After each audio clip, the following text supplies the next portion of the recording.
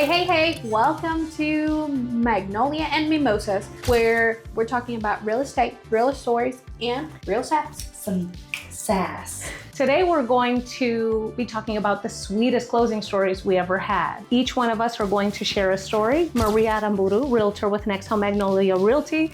Candy Cox, business manager. I know she's not the CEO, but she's the chief everything officer. She does it all. And then Omaira Diaz, broker owner for Next Home Magnolia Realty. We're happy to have you here today. And we're gonna let Maria lead with her sweetest closing story. This story is about a younger couple that has 3 children.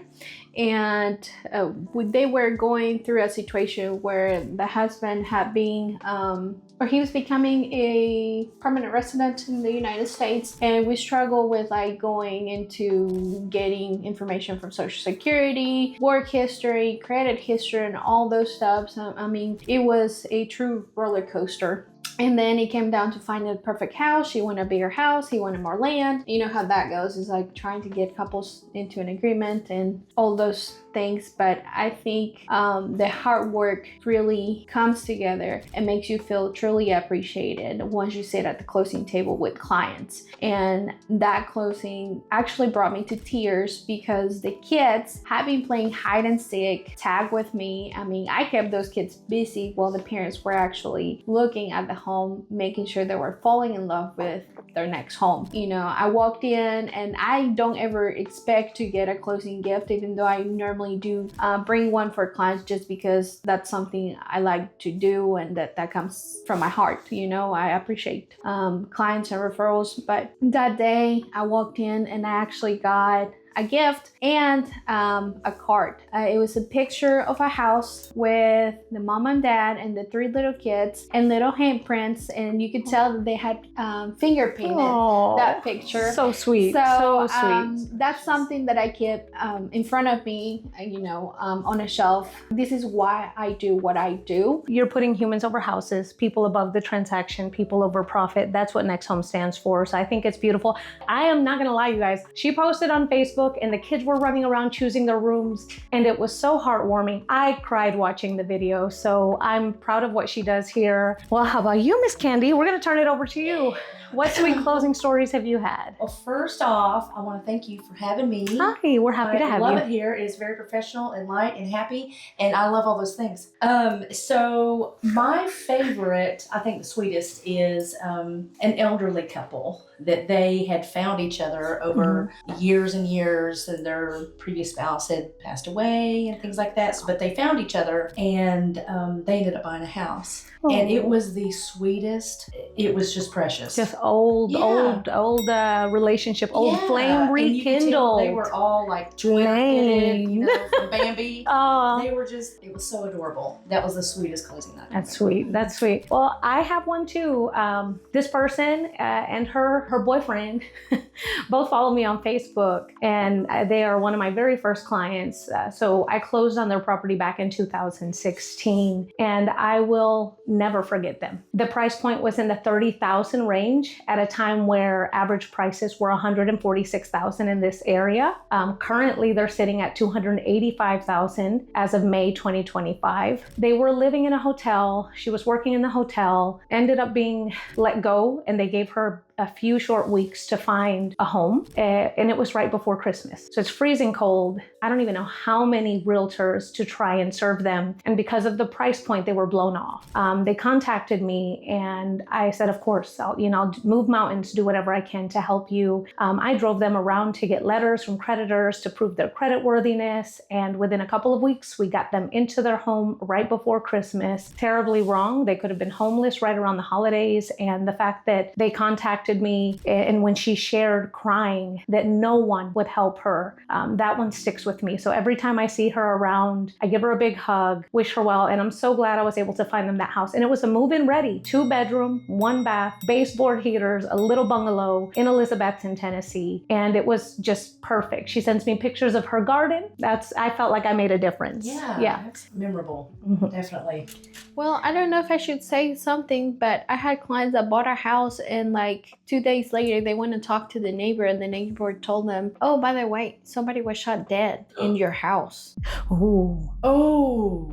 I just recommended like having the house blessed and moving on, because I mean, what else you're gonna do? You're just signed on for a 30-year mortgage, Oh, and yeah. Somebody died I in the can't house. really do anything. Somebody shot. It seemed like maybe a drug deal gone wrong or something, but who knows? Because I walked in, and as soon as they walked in, they fell in love with the house. The baby was playing. And when there's like bad vibes in a property, you kind of feel it. I mean, I've gone into Yeah. properties that Feels like I will heavy. kind of have like these headache, and I'm like so wore out all day. But they're doing good. They're doing good. I mean, it's the youngest client I've ever had, 19-year-old. Yeah, Maria, every week, after week. Last week was a tombstone. This time is a ghost.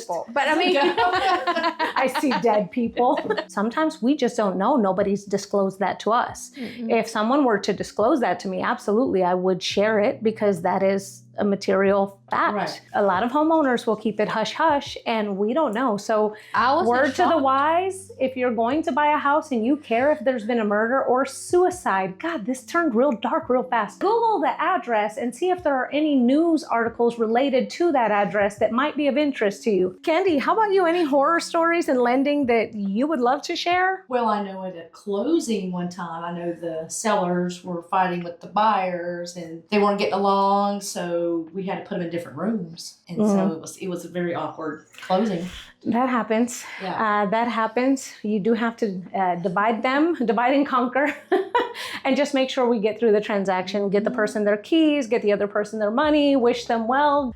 So for me, I had a client who receiving final numbers for their loan packet, and when she received the final numbers, realized she was $20 over budget. She could afford it. The lender was going to give it to her. So she didn't want it because it was $20 more than she was willing to pay. Tried to be very gentle and understanding and coaching her and saying, hey, you know, if you order one pizza less a month, or if you go out to eat one less time a month, there's that $20. And this home is going to appreciate in value. It's a sound investment. The home was a beautiful Cape Cod style home, completely renovated, new roof, new windows, new floors, new appliances, new everything, electric, plumbing. It needed nothing. She decided to cancel the deal, lost her earnest money because technically she qualified for the financing, so there was no way for me to help her retain her earnest money. $5,000 lost. So she gets mad at me, fires me, which I can't save you from your own poor decisions. So she did. She let me go, and that's fine. If your agent says, hey, $20 is not that much, they're not trying to push you. I don't make more for $20. It's nothing to me, but it's everything to you when you have a move-in ready home that is immaculate. And I just totally read your lost my train of shirt. thought. I mean, local expert, advocate, therapist, and best friend. What else could you ask? I like that. We're here to guide you, and we just want to get you into a home that we know is safe, sound, and going to appreciate and value, and is going to be a stellar investment. In that market, she was going to purchase that home for about $140,000. That same home today would be valued at about $350,000. Next, I want to formally introduce you just a little more in detail to Candy Cox with Cardinal Financial. Come say hello. Hello. Is it her you're looking for? Happy Friday, guys. Glad to be here. And we are now Cardinal Financial. We were People's Home Equity. We are DBA of Cardinal Financial. That is doing business as Cardinal Financial. But it's been that way for about 6 years, but we're just now totally taking the name of Cardinal. So here we are. We specialize in residential mortgage lending. You know somebody that you have your own bank. There's lots of banks. But what sets us apart is we will give a consultation. That is the truth. I've been using them for about 10 years, and they don't charge to run credit and to do a consultation and see where you are and where you need to be. But not only that, they will actually give you a roadmap. If you can buy a home, it's when you can buy a home, and they can literally outline that for you. This is step 1, step 2, step 3. In about 6 months to a year, you'll be ready to buy. And then they send you back to your amazing, trusted realtors. And then we take it from there. We run the baton and find you your home. It makes it a lot less stressful too if you know how much you're pre-qualified for. You don't have, there's no guesswork. Just give us a chance and we'll either say, hey, think we can beat that deal, or you've got a good deal, stay where you are. If you're looking for an amazing lender with an amazing team, go ahead and give Candy Cox a call with Cardinal Financial at 423-928 5626. Next, we're going to be sharing our survival kits, whether those be for closing days or showings. Every agent has one, and we're going to start with Maria. Maria, what's yours? Always have snacks. You can ask them, because if I come in over the weekend to get some work done, these bowls normally empty. So my car's normally full of snacks. Maria be snacking all day. Then I always carry a phone, because I can just write contracts, offers, look up properties, GPS, social media, of course. Okay, she is swagged out from head to toe. Pretty usually. much. You have to take notes, because you forget to call people back, you forget to send an email. And Great thing to have on you is snacks when you're showing, because you never know, the kids get unruly, hungry, and Mom, I'm hungry. You can always offer a granola bar, but always, agents, if you're watching, always ask the parents first without the child hearing you if it's okay if they have a snack. We want to make sure that we're respecting those boundaries. Well, I have been called Candy Poppins. I can see it. I can see it. Each family member sounds odd. They have a Ziploc bag, and it has a T-shirt in it, has undies in it, and a shorts possibly, for the younger kids and all. They have their own Ziploc bag. So if I'm out and about with them, Yeah. and they have an accident, and this has happened to me before when babysitting, so I just pull out their Ziploc bag and then. Are y'all ready? So it's always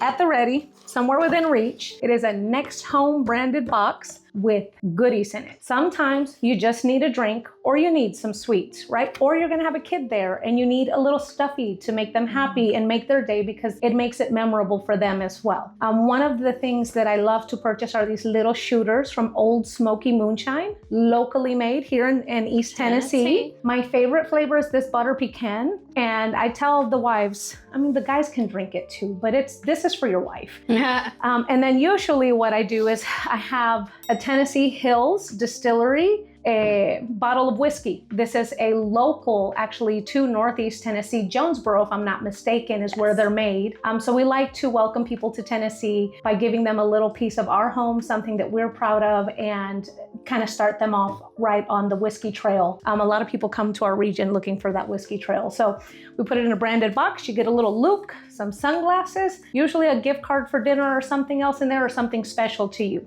That is my survival kit. I always ask if somebody is recovering before I prepare this, just in case. We want to make sure that we respect other people's journeys in life. I don't assume that everybody drinks, but if not, I usually replace it with chocolate and goodies. Nice. Everybody likes chocolate and goodies. Nice. That is my survival Love it. kit. Now that I've shared that, I just want to share with you our thanks for watching. I want to ask you again to subscribe, smush that button, like, subscribe, comment, and realtors, if you're watching, share your horror stories or your sweet stories with us. And to our clients and fans, because we know we have them, share what you love the most about working with a Next Home Magnolia Realty agent, and just let the community hear your voices. We thank you for watching, and we'll see you soon. Cheers. Grab your mimosas and join us next time. Hey, welcome to Mimosas. No. Hey, welcome to Magnolia and Mimosas, where we are keeping real estate real